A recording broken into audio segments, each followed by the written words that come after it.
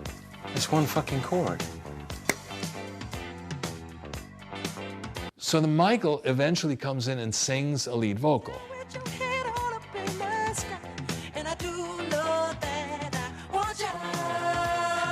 Dance, let's shout, shake your body. Now understand, I'm hearing this verse melody that is so dissonant to that bass line. Oh, man, we gotta shake this up a little. I'm supposed to come up with a record here, so I just piled everything onto that I could possibly, and on the chord, percussion, everything, and like backwards tambourine. I called a friend of mine. I said, can you put this through the board? Don't add anything, nothing. Can I have some blank tape over there? Yeah, okay. He said, what do you want me to do? I said, just record this to that tape. And I have my hand on the volume fader. And I'm like this. And it goes from the beginning of the song. 3 minutes. There you go. There's your 340 single, ready to go. Ship it. Creative success, however, did not bring freedom for Michael. The video for Shake Your Body Down makes it clear what the Jackson family expected from him. Michael was the front man who wore the same uniform and danced the same steps to the same tune as his brothers. And I do know that I want you. But while Michael desperately wanted to be his own man, the lessons of his childhood would continue to haunt him. I just can't control my fear. During the recording of their first album for Epic, Destiny, producer Bobby Columbi got a sense of the darker forces at work within Michael. He throws his headphones down and runs out of the studio. Why did he leave? I have no idea what's going on.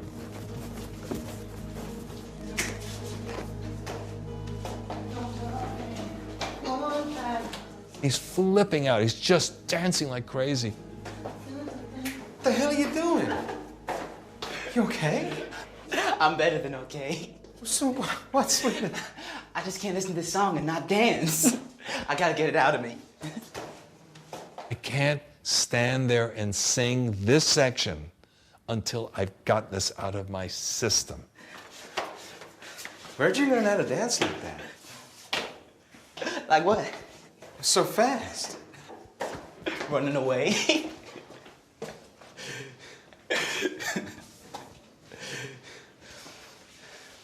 Running away from my father.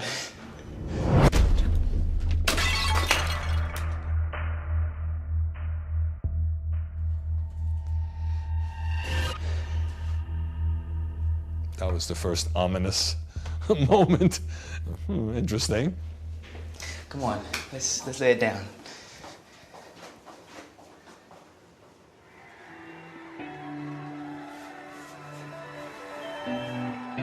Michael now had a taste of what success on his own might look like.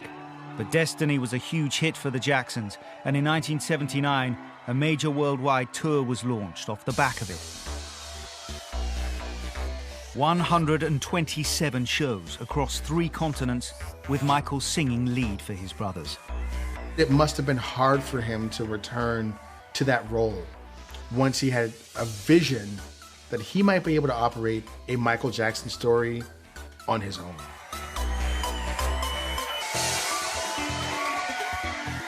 Michael was determined to make it and to make it to be the biggest star in the world, and he became that. And he just had to, barrier after barrier had to be broken down, and it took a while. During the tour, Michael started to go truly solo. His collaborator on The Wiz, Quincy Jones, was keen to make a record with him. I heard you pull in. They sent a car.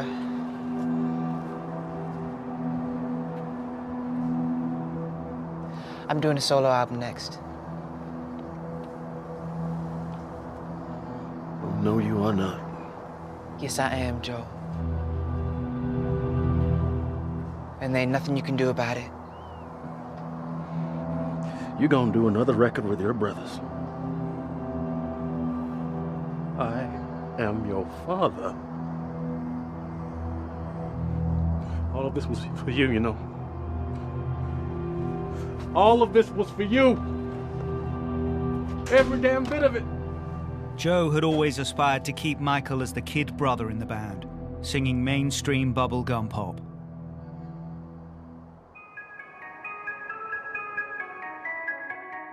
But Quincy Jones would be a very different kind of mentor. Where Joe was domineering and critical, seeking to contain Michael's talent, Quincy was encouraging, collaborative, guiding Michael to embrace his own creative process. He comes in and he got the eye of the tiger. I mean, I have never seen a singer light up a song like that. I mean, you know, the napalm explosion in Apocalypse Now, it was like that in a recording booth.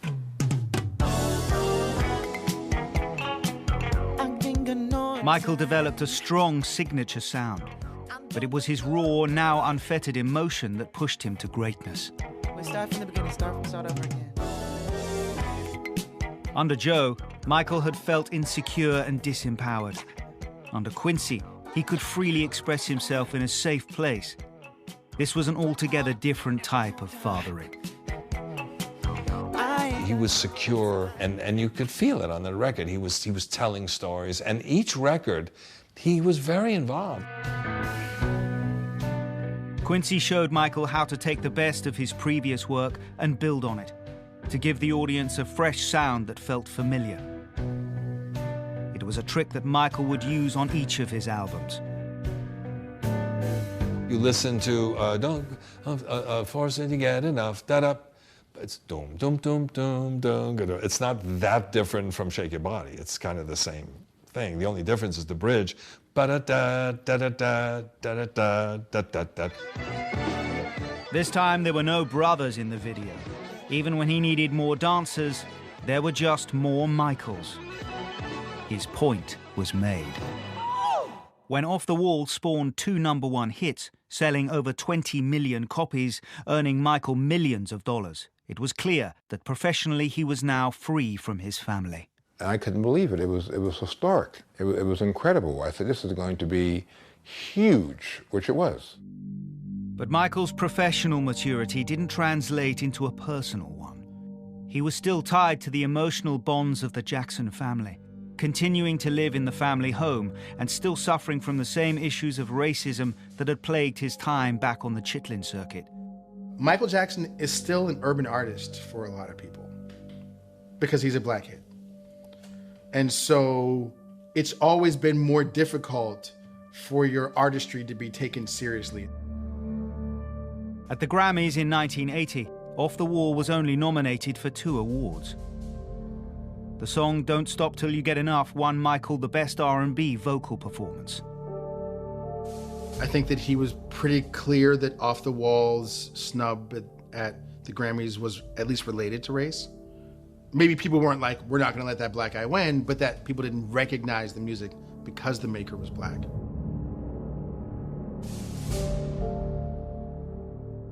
Michael found his failure at the Grammys incredibly hard to deal with. He sulked at the Jackson home for weeks on end and cried endlessly.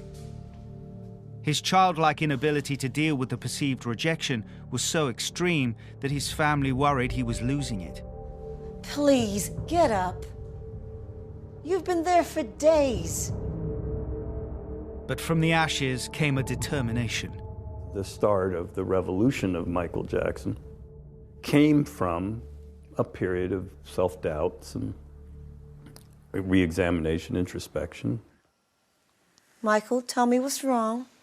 He questioned where to go next and what are the things he wanted to do.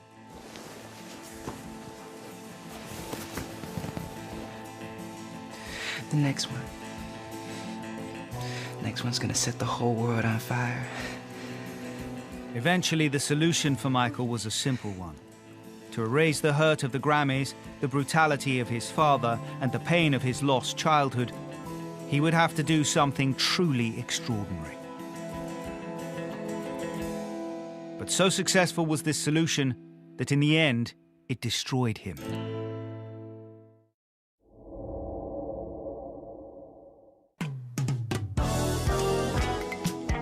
By the age of just 24, Michael Jackson was well on his way to becoming the greatest pop star ever. But while his mastery of pop music and performance was divine, his mastery of himself was far more troubled. He never developed that skin, what we call a thick skin. This was a man so sensitive that he insisted on staying childlike. In the video for Billie Jean, Michael is dynamic and accomplished, but also cautiously taking one step at a time. I think he stepped in very tentatively, almost like the way he stepped on those little colored blocks in Billie Jean. Symbolically, that little passageway of things lighting up kind of led to the opening of his career. The video and the song hint at the complexities of Michael's own inner world. Billie Jean tells the story of an obsessive fan convinced that Michael Jackson is the father of her child. I think it was him finding his voice not only as a musical artist, not only as a dancer, not only as a physical solo performer, but also behind the scenes and creatively. In the video, the sinister detective pursues Michael relentlessly.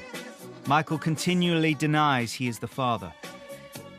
The effect on the viewer and listener is almost like experiencing a private dream Michael has had. Billie Jean was the first single from a new album, Thriller. By now, Michael was an established solo artist in his own right, but there were still many people who couldn't separate him from the Jacksons. Barry. In the spring of 1983, Michael's old label Motown planned a major televised extravaganza to celebrate its 25th birthday. Barry put together a musical variety show to reunite all those people. And it was a very good show, and it was a very good time for that show. I want Michael Jackson. If Berry Gordy needed Michael for the show, Joe and Michael's brothers needed him even more. I'm not talking to you. You get back here, boy. I don't have to listen to a word you say. The rise of Michael's star had inevitably led to the demise of their own. Your brothers need you, Michael. I don't need them. You will do what I tell you to do. No, I will not. You are a member of this family and a part of a singing group no matter what you do. It was Berry Gordy who had to go see Michael Jackson and say, can you come back and do this with us? Not because we want you, not because we'd like to have you, but because it won't mean anything if you're not there. If I do this thing, I want to have a solo spot. And I want to do Billie Jean. Once again, Michael the careerist saw an opportunity and ruthlessly exploited it. It was an artist who was declaring, I have these roots that belong to this group of people, but I also created something all unto myself. It will be the only one. Negotiating with Michael Jackson was becoming a tough deal. What the hell? I do love that song. All right. On March 25th, 1983, the Jackson 5 came together on stage for the first time in 7 years. It was a landmark performance, a show-stopping medley of their greatest hits, and the crowd went wild. But it was what happened next that changed music history forever. Michael was able to do a song with the brothers, and then he broke away from the brothers that minute with the white glove on and that blue sequin jacket, and he did his Billie Jean thing. The way the audience reacted in that moment, the way that we all reacted, we were literally watching a king be crowned. And then you have Michael Jackson's moonwalk. The Motown 25 performance happened to align with the point at which people had video cassette recorders in their homes for the first time. So you could watch it over and over and over again which we did. But once again, Michael's success was tinged with dissatisfaction. Years of practicing to perfection under the stern eye of his father meant that he fixated on one element of his performance. After the show, he was disappointed, even though it was one of the greatest performances that anybody had ever seen. He had turned and he got on his toes and he wanted to stay on his toes longer, but he came down quick. So he fixated on that. He just wanted that moment to be just a little longer. But the success was short-lived. In the summer of 1983, Thriller started to slip in the album chart.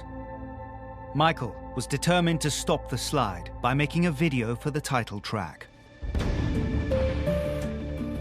Backstage footage reveals elaborate sets, costumes, makeup, prosthetics, and a crack core of dancers overseen by top Hollywood director John Landis, with Michael physically transforming into something strange and unfamiliar. The most famous music video of all time would also prove to be an eerie prophecy of where Michael's life was heading. While we were working together on Thriller, I remember him teaching us, and we got to this part where you did this little pulse, and he would be like, okay, now you gotta see the back teeth when you do the growl. You gotta, bada, chill, bada. And he would do, and he goes, no, you gotta, so you see the back teeth. And I went, and then when I would watch in the mirror, I went, oh, because it changes your facial expression. Like you get the growl, you chew on the dance. At one level, Thriller is a corny take on 50s horror films. On another level, Michael reveals himself as an uncanny shapeshifter. Are you alright? He transmogrifies from clean-cut adolescent to werewolf and then zombie, defying his straight-jacketed upbringing, rebelling against his family and even his God.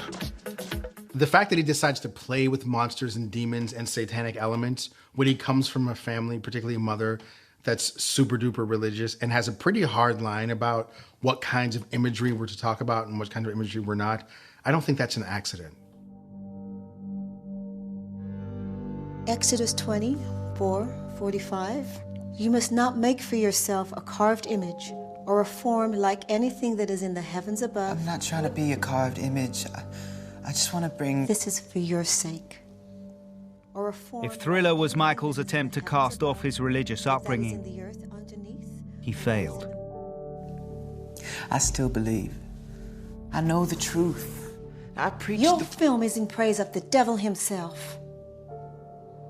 Is your soul worth one song? I think that was the first time I saw confusion in him. Why would people think I was doing something bad when I was only trying to do something fun and good? Although Michael was at the height of his success, he could never quite cut the apron strings. I want to do what's right. And now I'm going to burn in hell for it.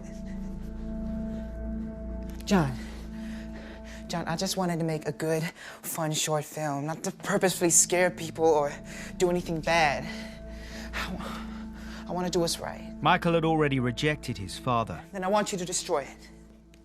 All of it. Every frame. But his mother's opinion still held sway. No one must ever see this video. The first thing John Landis did was protect Michael's work from Michael and his guilt.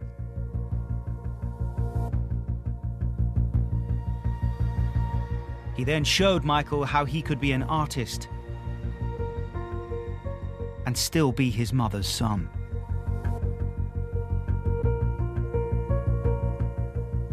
Michael's $500,000 gamble paid off. The single hit #1, the third track of the album to top Billboard. Thriller became the biggest-selling album ever, and Michael Jackson was suddenly free. At the 1984 Grammy Awards, he cleaned up. He's getting Grammy.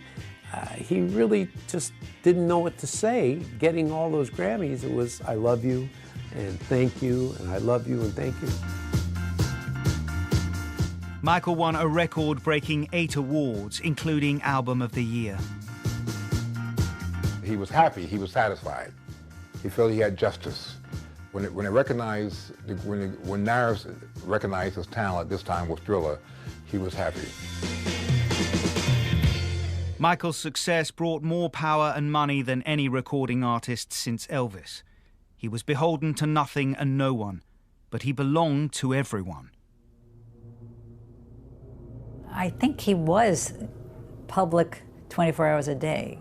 I don't think there was a real private part of him. A real inside person, I don't know that it really existed. Michael Jackson had achieved everything he had dreamed of, but he was ill-equipped to deal with any of it emotionally. Offstage, he was shy, ill at ease with anyone other than children or animals. The height of his success marked the start of his downfall. In 1984, just after the release of Thriller, Michael's mother, Catherine, persuaded him to rejoin the Jackson 5 to film a Pepsi commercial. It would change his life forever. It was strange to me. Maybe he did it for the brothers, because he certainly was on top of the world.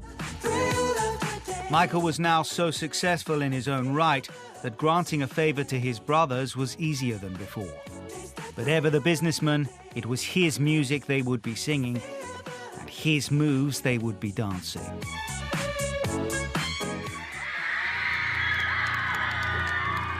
The second commercial was filmed as a live concert on January 27, 1984. Again, with all the brothers.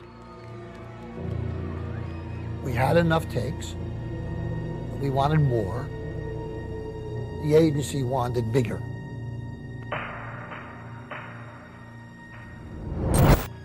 So the pyrotechnics department decided to make it more.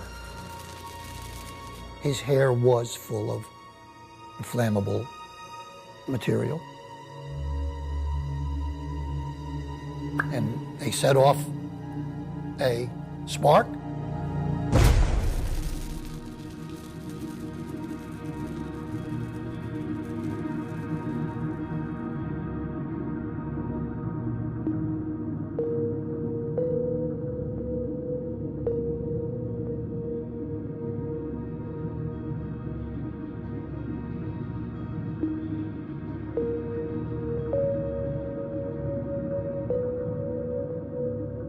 I don't think Michael knew it until he was down. I mean, the film shows that he came down and then all of a sudden he was grabbing, it looked like he was trying to take off his jacket because I think he thought his jacket was on fire.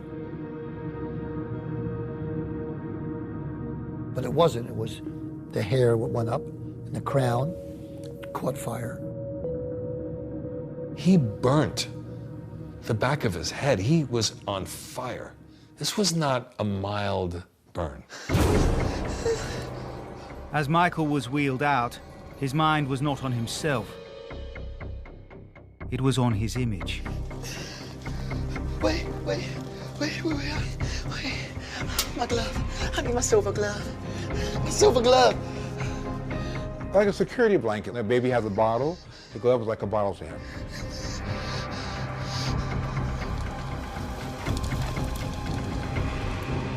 So in that moment, Michael is able to recognize that I need to create a lasting image here that also shows that Michael Jackson is still happening, guys.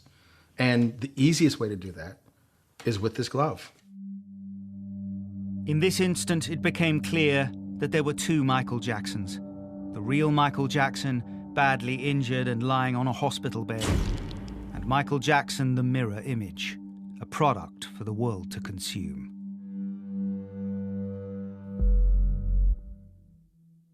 Third-degree burns involve unbelievably painful. So undoubtedly, he needed painkillers. You don't survive something like that without them.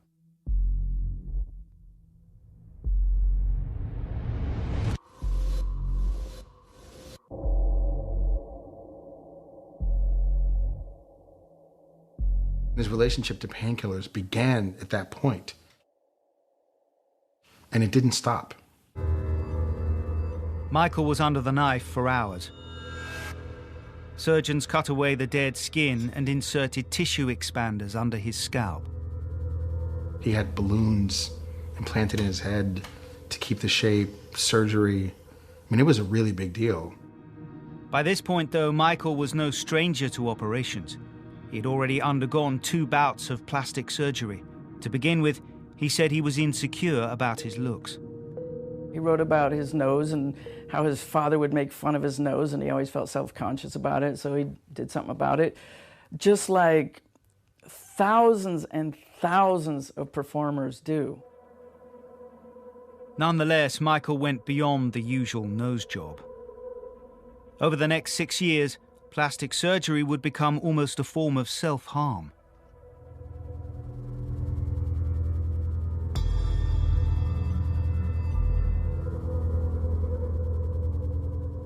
I think the plastic surgery was an external manifestation of the confusion he was feeling about who he truly was. I think when you go to that extreme, you're trying to find a face that fits this new thing that you're becoming. I think Michael realized that he had enough money to do whatever he wanted to do. And he wanted to be Peter Pan. Michael was modeling himself on a fictional boy who never grew up because he was afraid to be an adult. You identify with him? Totally. You don't want to grow up? No, I am Peter Pan. This was the child inside demanding to turn the clock back and relive childhood on his terms and his alone. Like all children, he had no idea of the cost. Michael never mentioned the plastic surgery at all. It was more like the elephant in the room. It's like, come on, you know, you're talking to me. But he never discussed it, so I didn't feel it was right for me to discuss it. And it was when you... Michael did discuss his appearance with Oprah Winfrey, who asked a point-blank question. Controversy as to, are you bleaching your skin? And is your skin lighter because you don't like being black? Michael, unused to being held accountable, was defensive. Number one, this is the situation. I have a skin disorder that destroys the pigmentation of the skin. It's something that I cannot help. To make matters worse, Michael was working in an industry that was fickle and unforgiving. The emphasis on fame and novelty would erode his already fragile psyche. Here today, gone later today. That kind of sums up pop and rock music. So you have to keep reinventing yourself in every possible way. From your dress, the way you look, the hair.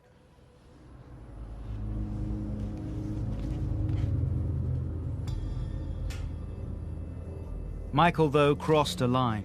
Presented with the giant train set of fame, he started to play with the press.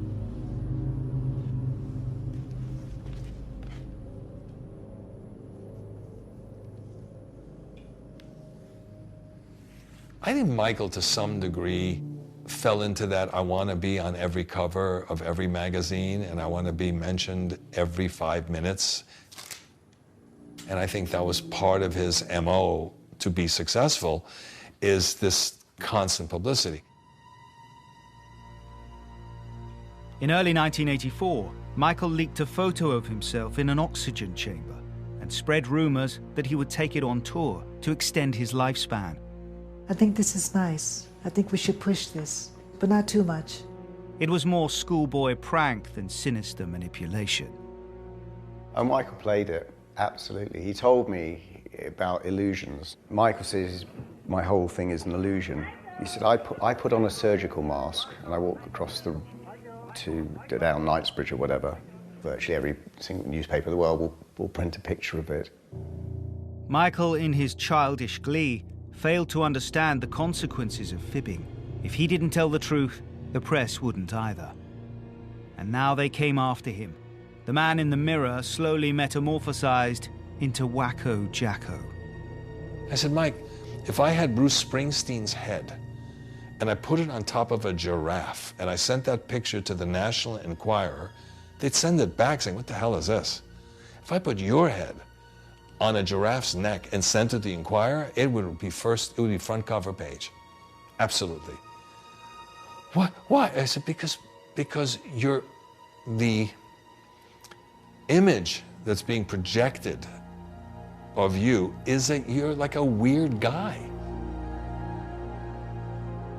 As Michael watched his carefully created image disintegrate, he struggled to understand that it was he who had facilitated it. He would cry sometimes with me when we were alone in the trailer, and he would ask me, why do people do this? Why are they so mean? What do they want? And it broke his heart to the point of tears. I mean, it really confounded him and disturbed him. Michael Jackson had now lost control of the man in the mirror. His reliance on painkillers pushed him even further inwards. He was haunted by his childhood ghosts, and as reality receded, he decided to fly away. Like Peter Pan, he went to Neverland.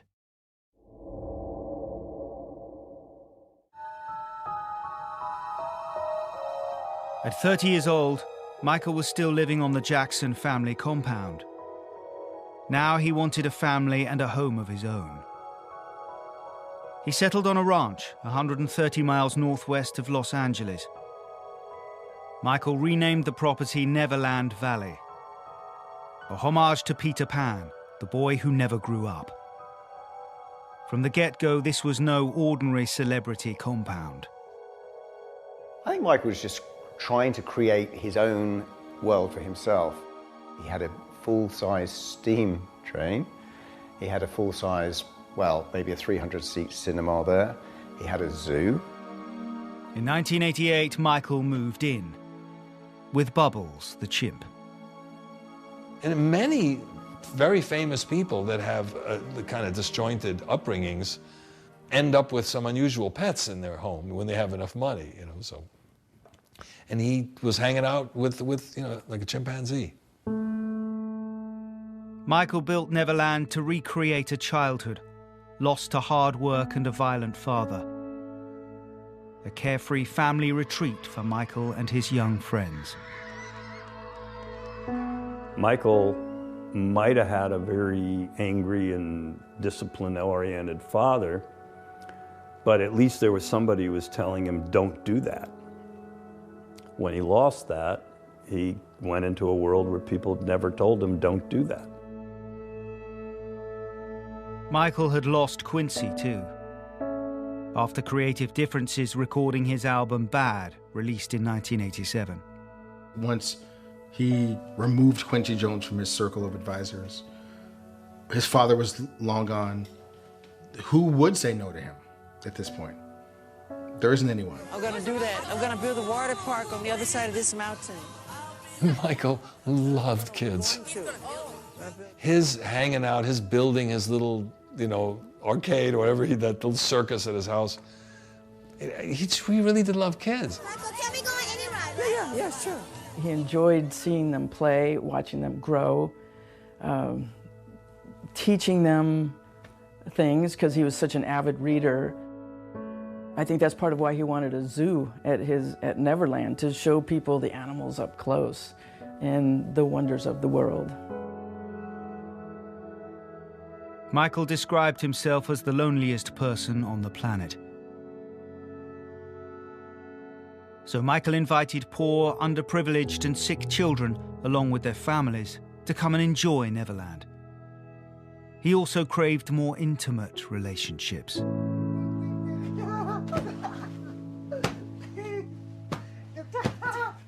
Michael had sleepovers. Well, you probably had sleepovers as a kid. There was only one difference between Michael's sleepovers and your sleepovers. Yeah, he had little kids, because that's what excited him, and we're not talking sexually at all. Hey, I got an awesome idea. Yeah? Let's make a top 6 wishes list. Sure. I got a pen and paper. Oh, awesome. Here you go. Michael bonded with several young boys, and in February 1993, he invited 13-year-old Jordan Chandler for a sleepover. Number 6. Play forever. Oh, awesome. I think he liked to get in bed with other kids because I think that's when he was happiest as a kid. He had the brothers, and if the father was on a raging thing, safety was in that bed with the brothers. Okay, wait. I never thought it was perverted or in any way wrong.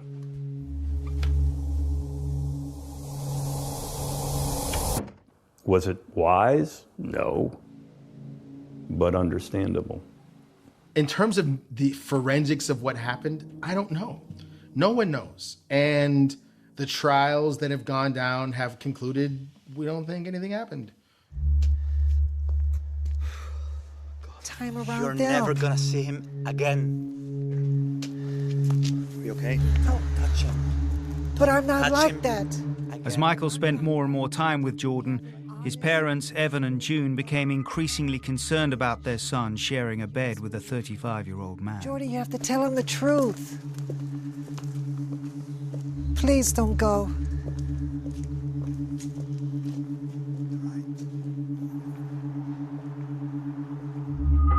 If Michael couldn't have other people's children, perhaps he could have his own. He dated child stars Tatum O'Neal and Brooke Shields in the past. Now, he dated Lisa Marie Presley, the daughter of Elvis. She'd also grown up in the glare of the spotlight. Wine, please. The attraction between Michael and Lisa Marie was immediate. Chateau Lafite. The best for a lady.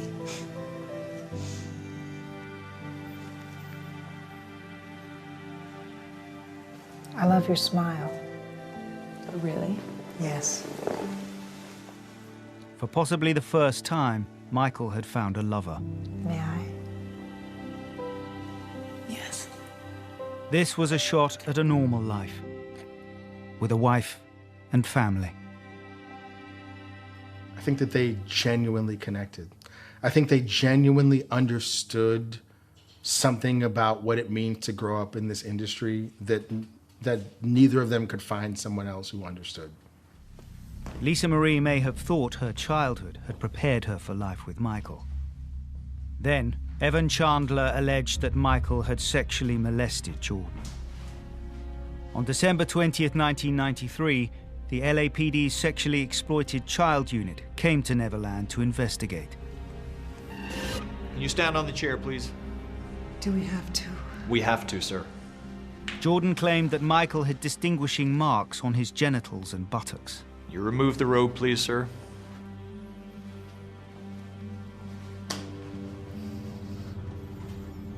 Can you take your shorts off, please, sir?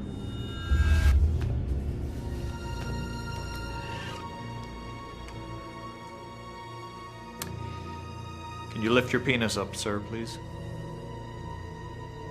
We need to get close-ups and from all angles. The police photographed Michael's genitalia in an attempt to corroborate Jordan Chandler's evidence. Can we stop this now? Please, can we stop this now? Please, we stop this now.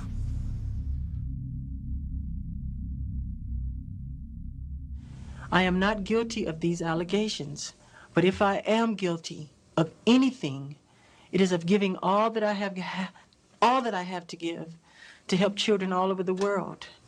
It is of enjoying through them the childhood that I missed myself. Throughout the Jordan Chandler scandal, Lisa Marie stood by her man. She thought Michael was a little strange and immature. She didn't believe he was a pedophile. I am totally innocent. Although no criminal charges were ever pressed, Michael agreed to pay $1.5 million each to June and Evan Chandler. Jordan got $15 million. It was a public humiliation, although Michael was now free to marry Lisa Marie.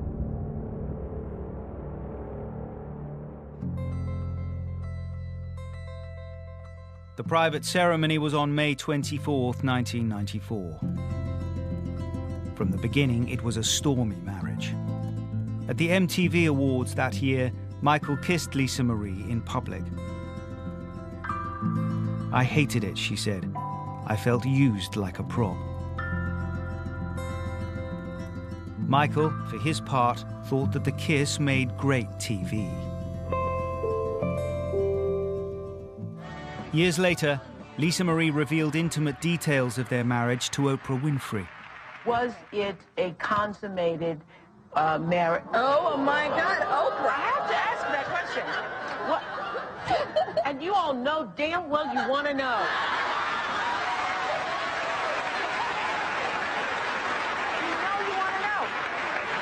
That certainly wasn't at the top of my agenda, but I mean, it was a real marriage, like between husband and wife. Yeah. It was a consummated marriage. Yep. It was. Okay, that's all. I wasn't seeing, yeah, that's all. And Lisa Marie's mother, Priscilla Presley, shared her insight. I got it. Okay. I do think that there was an agenda there too, though, because I think he wanted children, and he wanted her children. Initially, Michael and Lisa Marie wanted their own family. Yet Michael continued to enjoy the company of other people's children behind Lisa Marie's back. Oh, you're very welcome. Don't you care about how that makes me look? You going on vacation with 2 kids? You are the most selfish person I have ever met. I love you very much. No, no, But I you also don't, Michael. love That the is a children. lie. I won't. I can't, Michael. I can't listen to you anymore. Please, I'm leaving. Lisa, I'm going, wait, Michael. please. I have had enough. No, of Lisa, this. And wait, you, no, and you. I Not know. me. I'm really going this time. You hear this sound? This is the sound of me being gone.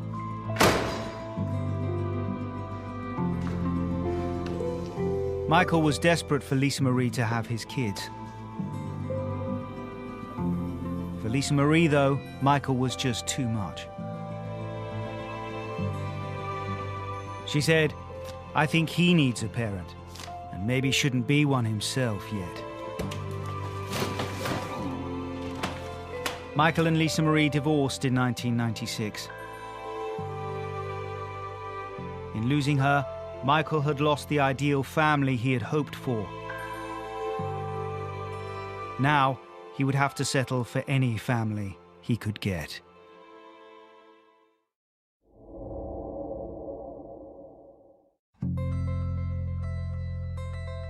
Despite his divorce from Lisa Marie, Michael knew he wanted a family.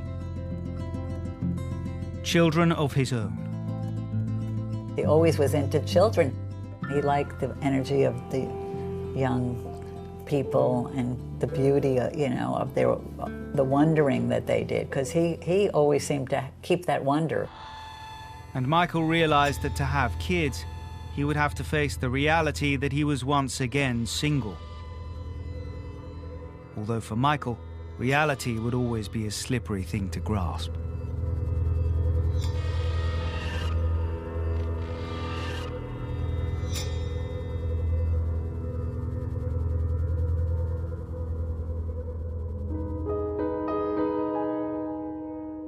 Debbie Rowe was a nurse who worked for Michael's dermatologist.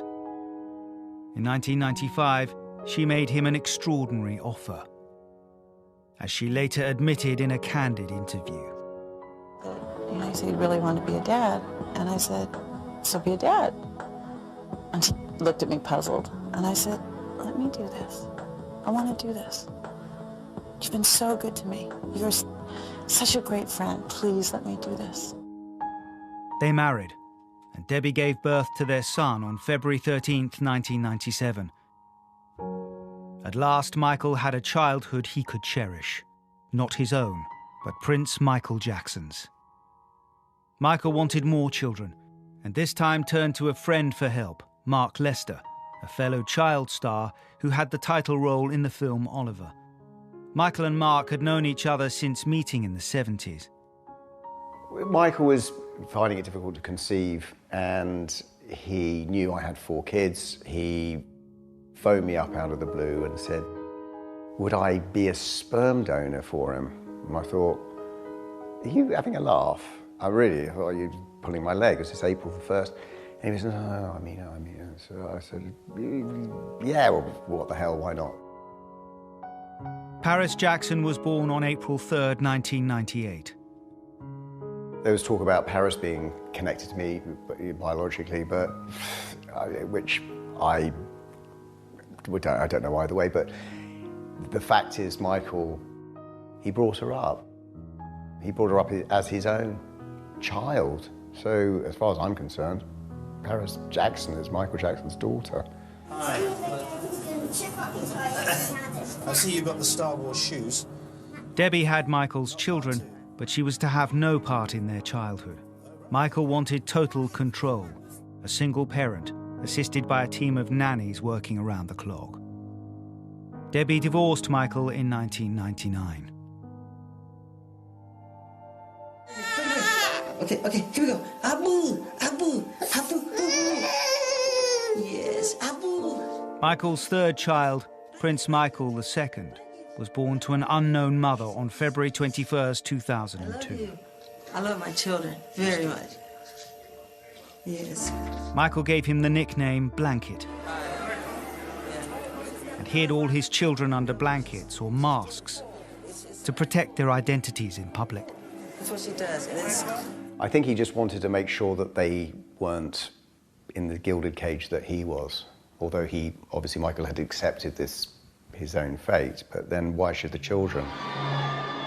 When Michael showed Blanket to crowds outside a Berlin hotel, he was protecting his identity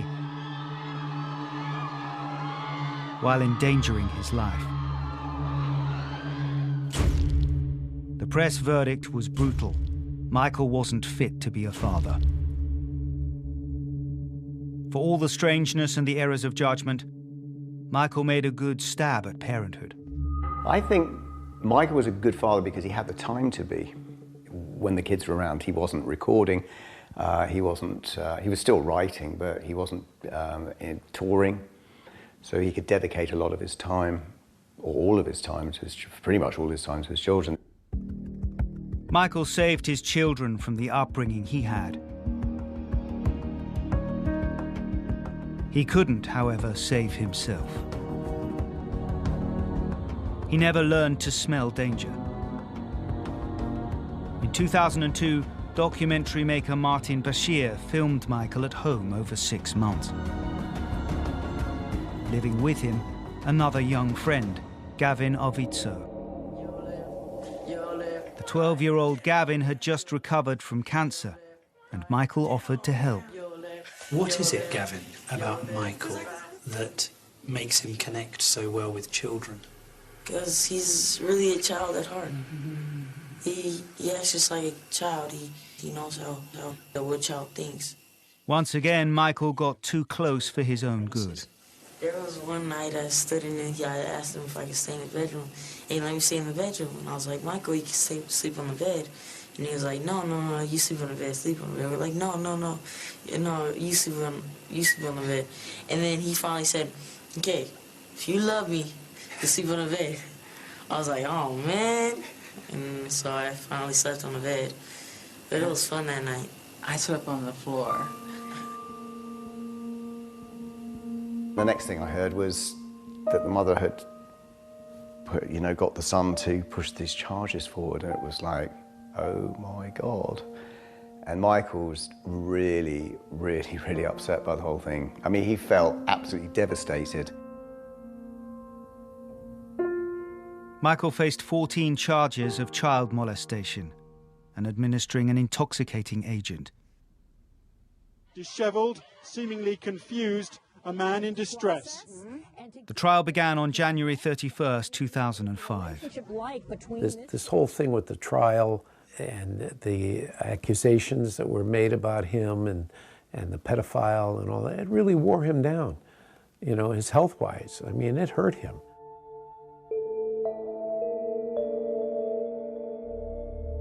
After a grueling 5-month trial, the jury cleared Michael of all charges. By 2009, he hadn't done an album in 8 years or a major tour in 12. Now he was broke. I love you. I really do. You have to know that. I love you so much. On March 5th, 2009, Michael announced, "This is it."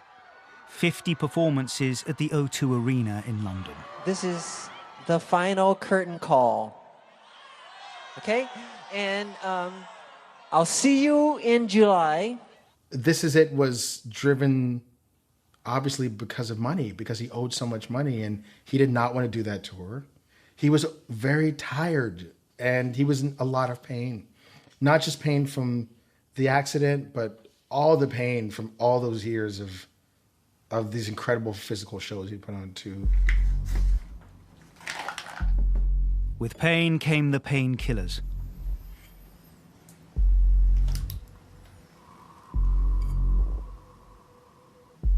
Michael hired a personal physician, Conrad Murray, to prescribe them, and sedatives to help him sleep. What Michael was doing to sleep was putting himself in a coma, basically. It's not a restful sleep, but at least he was gone for a while. In May, a few weeks before he was due to start This Is It, Michael phoned Murray. He's barely coherent, heavily dosed. I didn't have a childhood. I had no childhood because it hurt, you know? It hurt. On the night of June 25th, 2009, Conrad Murray administered 2 anti-anxiety drugs and an intravenous dose of propofol, an anesthetic. Fire paramedic 33, what is your address of emergency? Yes, sir. I need an ambulance as soon as possible, sir. Just after midnight, Michael stopped breathing. Good evening. We have breaking news for you tonight. The singer Michael Jackson is reported to have died from a heart attack. His death was the ultimate cost of being the greatest entertainer in the world. It's a loss. It's still a loss. It's still a loss. And God bless his soul and his kid's soul. He was truly missed. Truly missed. Michael Jackson was a child star who, despite his adult fame, could never grow up. A Peter Pan. For his millions of fans, his legacy will be his music. Yet his greatest legacy may be in giving his children what he never had. Just wanted to say, Childhood. ever since I was born, Daddy has been the best father you could ever imagine.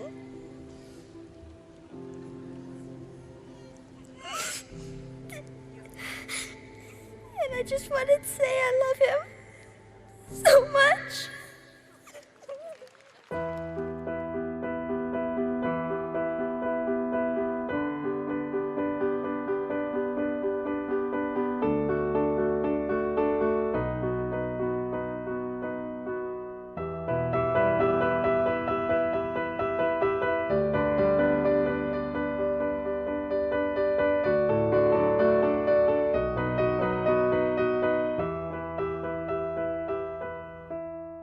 Potato.